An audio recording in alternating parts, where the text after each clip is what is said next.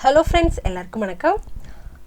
Keyboard, guitar, violin அந்த மாதிரி எந்த இன்ஸ்ட்ருமெண்ட் வாசிச்சாலும் அவங்க எதிர்பார்க்குற ஒரே விஷயம் வந்து பாட்டை கேட்டவுடனே வாசிக்கணும், நம்மளே நோட்ஸ் எடுக்கணும் அப்படிங்கிறது தான் அவங்களுடைய ஒரு ஆசையாக இருக்கும். ஸோ இந்த கிளாஸில் அது எப்படி பண்ணுறது, அதுக்கான என்னென்ன ஸ்டெப்லாம் ப்ராக்டிஸ் பண்ணுனா அதை வந்துட்டு நம்ம ஈஸியாக அச்சீவ் பண்ணலாம் அப்படிங்கிறத இன்றைக்கி நம்ம பார்க்க போகிறோம். வாங்க வீடியோக்குள்ளே போகலாம்.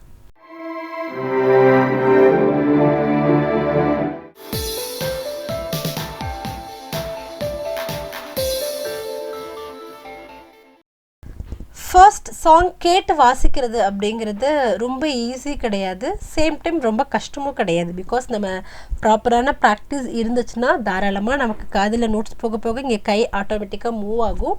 பட் அதுக்கு நம்ம பேசிக் ஸ்ட்ராங்காக இருக்கணும். பேசிக் ஸ்ட்ராங்காக இருந்தால் தான் நமக்கு சாங் கேட்டவொன்னே அந்த நோட்ஸ் கரெக்டாக தப்பா அப்படிங்கிற ஒரு ஜட்ஜ்மெண்ட்டே நம்மளால் பண்ண முடியும். சரிங்களா?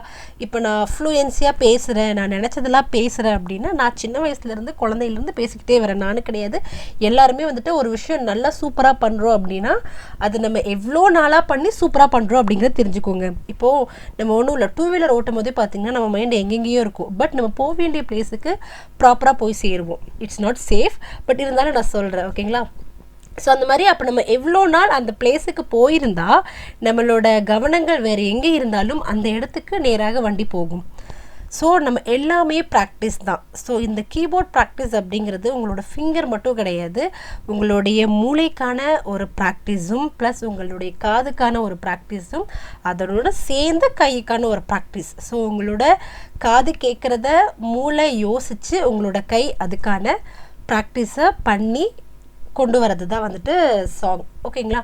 ஸோ அந்த சாங்க்கு சில ஸ்டெப்ஸ் இருக்குது. ஸோ அந்த ஸ்டெப்ஸ் நீங்கள் போனீங்கனாலே ஆட்டோமேட்டிக்காக நீங்கள் நினைக்கிற அந்த ஒரு விஷயத்தை தாராளமாக பண்ண முடியும். இன்றைக்கி அந்த ஸ்டெப்ஸ் தான் நம்ம பார்க்க போகிறோம். ஓகே, இன்றைக்கி வந்து நான் அந்த டிப்ஸ் மட்டும்தான் சொல்ல போகிறேன். அதாவது என்னென்ன பண்ணுனா நமக்கு அந்த சாங் வந்துட்டு கேட்டு வாசிக்க முடியும் அப்படிங்கிற டிப்ஸ் மட்டும்தான் சொல்ல போகிறேன். அடுத்தடுத்த வீடியோவில் அந்த ஒவ்வொரு டிப்ஸும் வந்து எப்படி ஆர்கனைஸ் பண்ணுறது, எப்படி நம்ம ப்ராக்டிஸ் பண்ணுறது அப்படிங்கிறத பார்க்கலாம். ஸோ சாங் கேட்டவுடனே நோட்ஸ் எடுக்கிறதுக்கான ஒரு 5 டிப்ஸ் இன்றைக்கி நம்ம பார்க்கலாம். ஓகே, ஃபர்ஸ்ட் முதல்ல நம்ம சாங் கேட்டு வாசிக்கிறோம், இதெல்லாம் தாண்டி முதல்ல நமக்கு அந்த இன்ஸ்ட்ருமெண்ட், எந்த இன்ஸ்ட்ருமெண்ட் நீங்கள் ரொம்ப விரும்பி கற்றுக்குறீங்களோ அந்த இன்ஸ்ட்ருமெண்ட்டை அட்லீஸ்ட் ஒரு அளவுக்காவது உங்களுக்கு வாசிக்க தெரியணும். இதுதான் வாசிக்கணும், இதுதான் வாசிக்கணும்னு நான் சொல்ல வரல, என்ன வேணாலும் நீங்கள் வாசிக்கலாம். பட் அதுக்கு உங்களுடைய ஃபிங்கரிங் ப்ராக்டிஸ் பண்ணியிருக்கணும். எக்ஸாம்பிளுக்கு என்னோடய ஃபஸ்ட்டு வீடியோவில் பார்த்தீங்கன்னா, அதாவது how to learn keyboard easy way அப்படின்னு சொல்லி ஃபஸ்ட்டு வீடியோ போட்டிருப்பேன். அந்த ஃபஸ்ட்டு வீடியோவில் பாதியில் பார்த்தீங்கன்னா ஃபிங்கரிங் ப்ராக்டிஸ் கொடுத்துருப்பேன், ஒரு 5 ப்ராக்டிஸ் கொடுத்துருப்பேன். அந்த மாதிரி ஃபிங்கருக்கான ப்ராக்டிஸ், ஏன்னா நீங்கள் சொல்கிறத உங்கள் ஃபிங்கரிங் கேட்கணும். ஈல கை வைனா ஈல கை வைக்கணும், ஓகேங்களா? ஸோ அந்த ஃபிங்கரிங் ப்ராக்டிஸ் வரணும். ஸோ பேசிக்கான சில ப்ராக்டிஸ்லாம் எடுத்துக்கோங்க. கீபோர்ட் வாங்கின உடனே அது கூட சில புக்ஸ் எல்லாம் கொடுத்துருப்பாங்க, பேசிக் புக்ஸ். அந்த புக்ஸ் எல்லாம் சும்மா ட்ரை பண்ணி பாருங்கள். பேசிக் வீடியோ நிறைய பாருங்கள், அதெல்லாம் நிறைய ட்ரை பண்ணி பாருங்கள். அதாவது twinkle twinkle, happy birthday, national anthem, இந்த மாதிரி குட்டி குட்டி சாங்ஸ் ட்ரை பண்ணுங்கள். இது ட்ரை பண்ணிங்கனாலே உங்களுக்கு ஃபிங்கரிங் ஓரளவுக்கு வரும், ஓகேங்களா? ஸோ ஃபஸ்ட்டு டிப்ஸ் வந்து ஃபிங்கரிங் ப்ராக்டிஸ். ஓகே, செகண்ட் வந்துட்டு ரித்தம், டைமிங் வந்துட்டு ரொம்ப ரொம்ப இம்பார்ட்டன்ட்ங்க. கிளாசிக்கலில் வந்துட்டு ஸ்ருதி மாதா லயம் பிதா அப்படின்னு சொல்லுவாங்க. அதாவது ஸ்ருதி அப்படிங்கிறது பிச் நோட்ஸ், லயம் அப்படிங்கிறது தாளம் பீட். ஸ்ருதி அதாவது பிச்சும் பீட்டும் சேர்ந்தாதான் ஸ்ருதி மாதா லயம் பிதா. ஒரு ஃபேமிலியில் எப்படி அம்மா அப்பாங்கிறது ரொம்ப இம்பார்ட்டண்ட்டான ஒரு ரோலோ, அதே மாதிரி தான் மியூசிக்கும் பிச்சும் பீட்டும் ரொம்ப ரொம்ப இம்பார்ட்டன்ட். இது 50%னா இதுவும் 50%. நிறைய பேர் நோட்ஸ் நல்லா வாசிப்பாங்க, பட் அவங்களுக்கு பீட் சுத்தமாக சேராது. 100%ல் 90% பீப்புள்ஸ்க்கு பீட் நாலேஜ் இருக்குது. ஸோ நீங்கள் வந்துட்டு வரி பண்ணிக்க வேண்டாம். ஒரு 10% பீப்புளுக்கு மட்டும் அந்த பீட் கொஞ்சம் அண்டர்ஸ்டாண்ட் அவங்களால பண்ண முடியாது. பட் ஷுவராக நீங்கள் ப்ராப்பர் ப்ராக்டிஸ் பண்ணிங்கன்னா உங்களாலே அதை மாற்றிக்க முடியும். ஸோ பீட் நாலேஜ் கம்பல்சரி வேணும். ரித்தமிக் அப்போ தான் வந்து உங்களுக்கு கரெக்டாக இருக்கும். ஸோ ரித்தம்க்கு என்ன பண்ணணும் அப்படின்னா, பேசிக்காக எல்லாரோட கீபோர்ட்லேயுமே பீட் இருக்கும். பீட் இல்லாட்டி கூட பரவாயில்ல, மெட்ரோனம் அப்படிங்கிற ஒரு ஆப்ஷன் இருக்கும். அதை போட்டு விட்டு அது கூட நீங்கள் 1-1 பீட்டில் ப்ளே பண்ணுறீங்களா, 4-4 பீட்டில் ப்ளே பண்ணுறீங்களா, நீங்கள் ப்ளே பண்ணுறதும் அந்த பீட்டும் மேட்ச் ஆகுதா அப்படிங்கிறத ஃபோக்கஸ் பண்ணுங்கள். பிகாஸ் ரித்தம் ரொம்ப ரொம்ப important. So first finger practice பண்ணணும், செகண்ட் ரிதம். ஓகேங்களா? ஸோ இது ரெண்டும் ப்ராக்டிஸ் பண்ணிவிட்டு மூணாவதான் இது ரெண்டும் உங்களுக்கு ஓரளவுக்கு வருது ஓகே அப்படின்னா அடுத்த ஸ்டெப் மூணாவதான் குறைஞ்சது ஒரு 10 சினிமா பாட்டாவது வாசிங்க. குறைஞ்சது 10 சினிமா சாங், அதுக்கு மேலே உங்கள் சாய்ஸ். நீங்கள் என்னென்ன விருப்பப்படுறீங்களோ அதை நீங்கள் தாராளமாக வாசிக்கலாம். பட் குறைஞ்சது ஒரு 10 சினி சாங்ஸாவது நீங்கள் வாசிக்கணும். அதுவும் எப்படி வாசிக்கணும்னு பார்த்தீங்கன்னா, இப்போ டிவியில் ஒரு பாட்டு ஓடுது, அந்த பாட்டை நம்ம பாடுவோம், நம்மளை அறியாமல் நம்ம அந்த பாட்டை பாடுவோம். ஸோ பார்க்குறவங்களுக்கு ஒரிஜினலாகவே அவங்க தான் பாடுறாங்களா இல்லை நம்ம லிப் மூமெண்ட் நம்ம தான் பாடுறோமா அப்படிங்கிற மாதிரி ஒரு டவுட் வரும். அதாவது ரெண்டுமே சேம் டைமாக இருக்கும், ஒரே டைமாக இருக்கும். அந்த மாதிரி தான் நீங்கள் வாசித்து பார்க்கணும். ஓகே, ஸோ அதுதான் நான் செகண்டாக சொன்ன டைமிங். அந்த டைமிங் வந்தால் மட்டும்தான் அந்த பாட்டு கூட நீங்கள் வாசிக்கிறது சேரும். இல்லைன்னா பாட்டு ஒரு ட்ராக்கில் போகும், நீங்கள் வாசிக்கிறது ஒரு ட்ராக்கில் போகும். ஸோ ரித்தம் இருந்தால் மட்டும்தான் பாட்டு கூட நீங்கள் வாசிக்கிறது மெர்ஜ் ஆகும். எப்படி நீங்கள் பாட்டு ஓடும்போது அது கூட பாடுறீங்களோ அதே மாதிரி பாடிக்கிட்டே வாசிங்க, இன்னும் ஈஸியாக இருக்கும். பட் பாடிக்கிட்டே வாசிக்கிறது கொஞ்சம் கஷ்டமாக இருக்கும். பிகாஸ் நம்ம நோட்ஸ் ஃபோக்கஸ் பண்ணி வாசிக்கும்போது பாடிக்கிட்டு வாசிக்கிறது கொஞ்சம் பிகினர்ஸ்க்கு கஷ்டமாக இருக்கும். பட் ஓகே, நீங்கள் நோட்ஸ் பார்த்து ட்ரை பண்ணுங்கள். பட் யாராவது ஒருத்தரை கூட உட்கார வச்சு நான் வந்து அந்த பாட்டு கூட சேர்ந்து வாசிக்க போகிறேன், ரெண்டும் மெர்ஜ் ஆகுதா, ரெண்டும் ஒரே டைமில் இருக்கான்னு எனக்கு கேட்டு சொல்லு அப்படின்னா ஷுவராக அவங்க கேட்டு சொல்லுவாங்க. பிகாஸ் அவங்களுக்கு எல்லாருக்குமே வந்து அந்த நாலேஜ் இருக்குது, ரெண்டும் ஒரே டைம் இருக்கா கொஞ்சம் மாறுதா அப்படிங்கிற நாலேஜ் இருக்குது. ஸோ யாரை வேணாலும் கூட உட்கார வச்சு அதை கொஞ்சம் செக் பண்ணி பார்த்துக்கோங்க. ஓகே, முக்கியமான விஷயம், நீங்கள் இந்த 10 பாட்டுமே ப்ராக்டிஸ் பண்ணும்போது கட்டாயம் ஒரிஜினல் ஸ்கேலில் தான் ப்ராக்டிஸ் பண்ணணும். நிறைய யூடியூப் சேனலில் பார்த்தீங்கன்னா சாங் சொல்லித்தரும்போது இது வந்துட்டு ஜி மேஜர் ஸ்கேல், ஆனால் நான் வந்து சி மேஜர் ஸ்கேலில் சொல்லித்தர போகிறேன். அந்த மாதிரி ஸ்கேலை மாற்றி சொல்லி கொடுப்பாங்க. பட் நீங்கள் எப்படி வாசித்தாலுமே அந்த பாட்டு வந்துடும். அந்த சாங் மேஜர் ஸ்கேலில் இருக்குன்னா நீங்கள் எந்த மேஜர் ஸ்கேலை போட்டாலுமே அந்த சாங் நமக்கு வந்துடும். ஓகேங்களா? பிகாஸ் அது டிஸ்டன்ஸ் தானே, உங்களுக்கு டோன் செமிடோனுங்கிறது டிஸ்டன்ஸ் தான். ஸோ அதனால் எந்த மேஜர் ஸ்கேல் போட்டாலும் வந்துடும், மைனர் ஸ்கேல் போட்டால் வராது. ஓகே, மேஜர் ஸ்கேல் போட்டாலும் வந்துடும். அதனால அவங்க ஜி மேஜர் ஸ்கேல்னா கூட ஒரு பிளாக் கீ வரும், சி மேஜர் ஸ்கேலில் பிளாக் கீ வராது, எல்லாமே ஒயிட் கீயாக வரும். அதனால ப்ராக்டிஸ் பண்ணுறதுக்கு ஈஸியாக இருக்கும் அப்படிங்கிறதுனால சொல்லிக் கொடுப்பாங்க. பட் அந்த மாதிரி நீங்கள் ப்ராக்டிஸ் பண்ணிங்கன்னா சாங் கூட சேர்ந்து வாசிக்கும்போது நீங்கள் வாசிக்கிறது தனியாக கேட்கும், பாட்டு தனியாக ஒரு ட்ராக்ல ஓடிட்டுருக்கும். பட் அங்கே பாடுற வார்த்தைகள் தான் வாசிப்பீங்க. பட் கரெக்டான அந்த பிச்சில் போய் உட்காராது, கொஞ்சம் 2-3 நோட் மேலே கீழே ஏறி இறங்கி தான் இருக்கும்.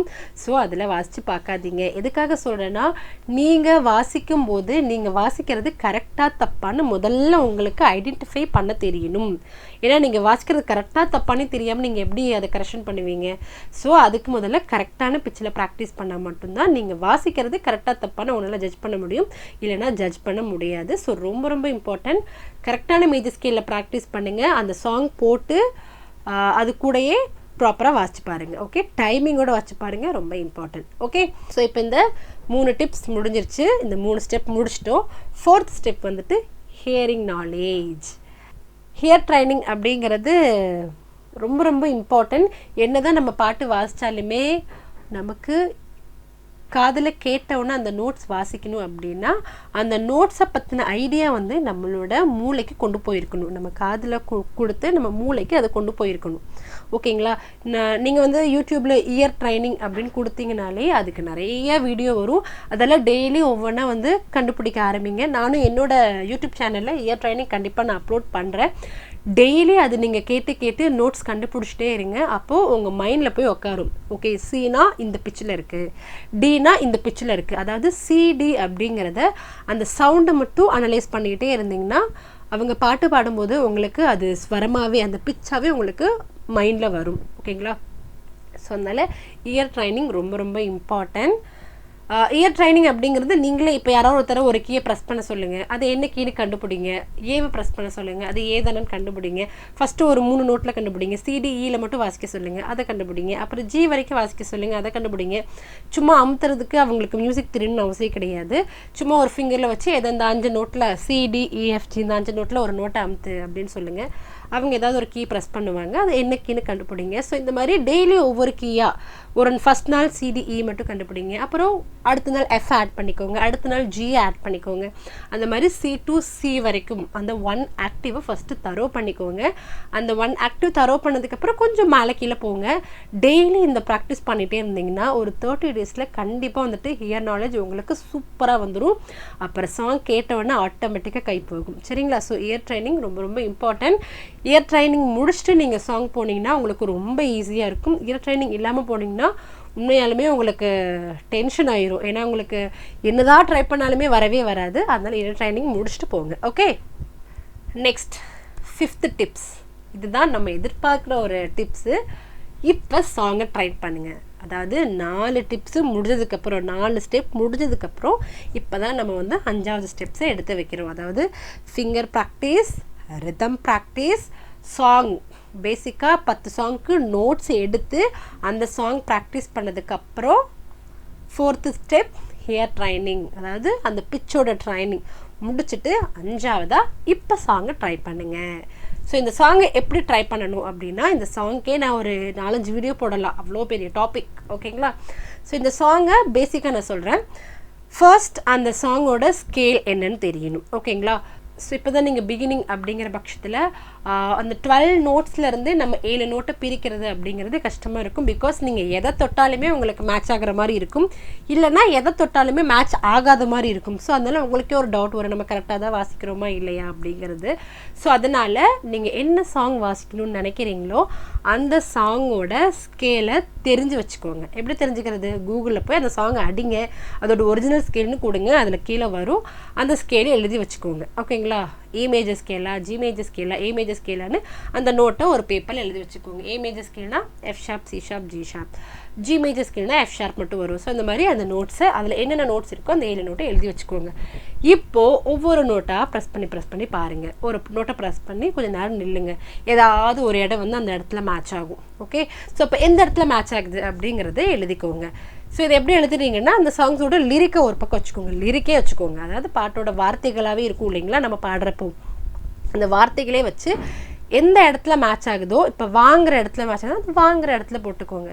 அன்பே அப்படிங்கிற இடத்துல மேட்ச் ஆகுதுன்னா அந்த இடத்துல. ஸோ எந்தெந்த இடத்துல மேட்ச் ஆகுதோ நீங்கள் வாசிக்கிறத அதில் எழுதிக்கோங்க. ஸ்கேல்ஸை எடுத்துகிட்டு அதுக்கப்புறம் நீங்கள் நோட்ஸ் போனீங்கன்னா உங்களுக்கு கொஞ்சம் ஈஸியாக இருக்கும். ஓகே, செகண்டு எப்படி சாங்கை செலக்ட் பண்ணுறது. ஓகேங்களா? பிடிச்ச சாங்ஸுக்கு ஸ்கேல் எடுக்கிறது அடுத்த விஷயம். பட் நமக்கு பிடிச்ச சாங்காக இருந்தாலும் அந்த சாங் நமக்கு முதல்ல வரணும். பிகாஸ் நம்ம இப்போ தான் பேசிக்கில் இருக்கோம். நம்ம நினைக்கிற சாங்ஸ் எல்லாமே வந்துட்டு ரொம்ப ஈஸியாக இருக்குன்னு சொல்ல முடியாது. நீங்கள் எடுத்தோடனேயே முதல் சாங்கே ரொம்ப கஷ்டமான சாங் எடுத்துட்டீங்க அப்படின்னா உங்களுக்கு அந்த ஒரு கான்ஃபிடென்ட் லெவலே போயிடும். பிகாஸ் இது இவ்வளோ கஷ்டமாக இருக்கா, எனக்கு இது வரவே வராது அப்படின்னா உடனே அந்த கான்ஃபிடென்ட் லெவல் போயிடும். அதனால் செலக்ட் பண்ணுற சாங்ஸ் அப்படின்னு ஒன்று இருக்குது. சாங் எப்படி செலக்ட் பண்ணும் அப்படின்னா, இப்போ இருக்கிற எந்த சாங்குமே செலக்ட் பண்ணாதீங்க. ஏன்னு கேட்டிங்கன்னா, நீங்கள் ஒரு பாட்டு கேட்டு வாசிக்கும்போது அதனுடைய வார்த்தைகள் பார்த்திங்கன்னா தெளிவாக இருக்கணும்.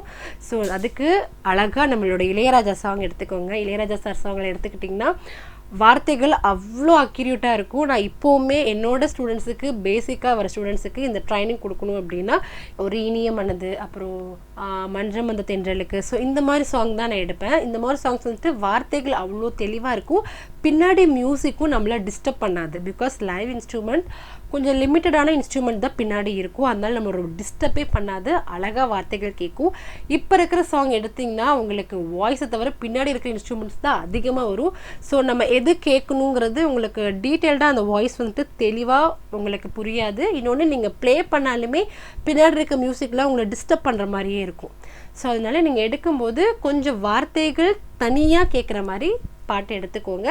இதையும் விட பெஸ்ட்டு நீங்கள் இன்ஸ்ட்ருமெண்டல் சாங் எடுத்துக்கோங்க.